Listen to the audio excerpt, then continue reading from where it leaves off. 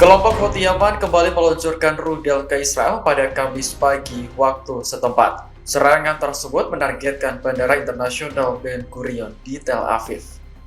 Kantor berita Al Arabiya mengutip pernyataan juru bicara Houthi, Jenderal Yahya Saree. Ia mengklaim rudal balistik yang diluncurkan dari Yaman berhasil mengenai target. Saree menyebut serangan kali ini merupakan balasan atas kekejaman Zionis terhadap warga sipil Gaza.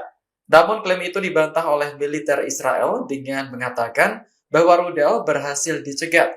Video yang dibagikan di media sosial memperlihatkan objek seperti bola api terbang di langit. Di saat yang bersamaan, sirene peringatan berbunyi di seluruh Israel.